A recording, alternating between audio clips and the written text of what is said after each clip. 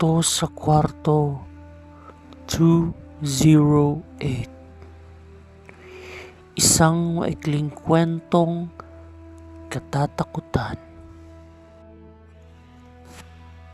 May mga lihim na hindi dapat galawin. May mga lugar na hindi dapat pasukin. Ngunit paano kung wala kang pagpipilian?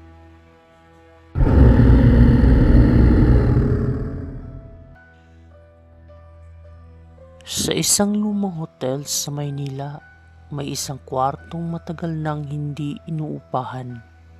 Ang kwarto 208. Ayon sa mga tauhan ng hotel, may kakaibang nangyayari tuwing hating gabi.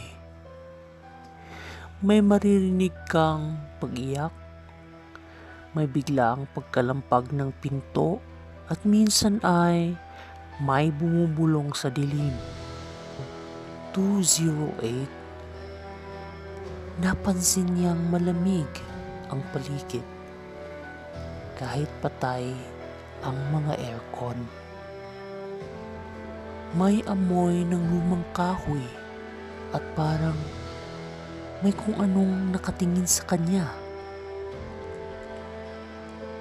Pinilit niyang baliwalain ito at humiga sa kama. 12:00 ng gabi, nagising si Lani sa isang malamig na haplos sa kanyang pisngi. Napadilat siya at nakita niya ang anino ng isang babae sa tabi ng kama. Nakaputi ito. Mahaba ang buhok at walang mukha. Bigla ang nagbukas-sara ang ilaw. Humangin sa loob ng kwarto kahit sarado ang mga bintana. Narinig niyang may bumubulong sa kanyang tenga. Umalis ka rito bago mahuli ang lahat. Nanigas si Lani. Hindi siya makagalaw. Ngunit nang lumapit ang babae, napansin niyang may luha itong pumapatak mula sa kawalan nitong mukha. Sumigaw si Lani at napapikit. Nang muli niyang idilat ang kanyang mga mata, wala na ang babae. Ngunit may iniwang sulat sa sahig. Binasa ito ni Lani. Tulungan mo ako. Tulungan mo akong makahanap ng hustisya. Kinabukasan, inalam ni Lani ang kasaysayan ng kwarto 208. Nalaman niyang maraming taon na ang nakalipas. Isang dalagang empleyada ng hotel ang pinaslang doon ng kanyang kasintahan. Hindi kailanman nahuli ang may sala.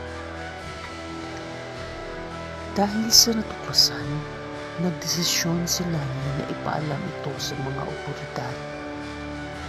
At hindi nagtagal, muling binuksan ang investigasyon.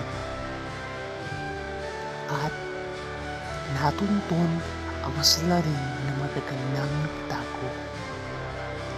Simula noon, wala nang multong nagpapakita sa kwarto 208. Ang multo ng nakaraan ay hindi mapapatahimik hanggat walang katarungan.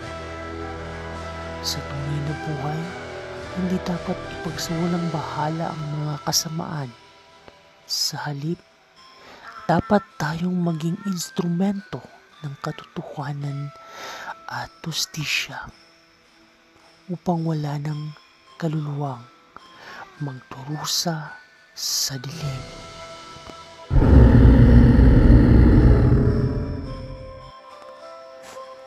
Maraming salamat sa pagkikinig sa ating maikling kwento ngayong gabi. Huwag kalimutan i-like at i-subscribe para sa mas marami pang nakakatakot na kwento.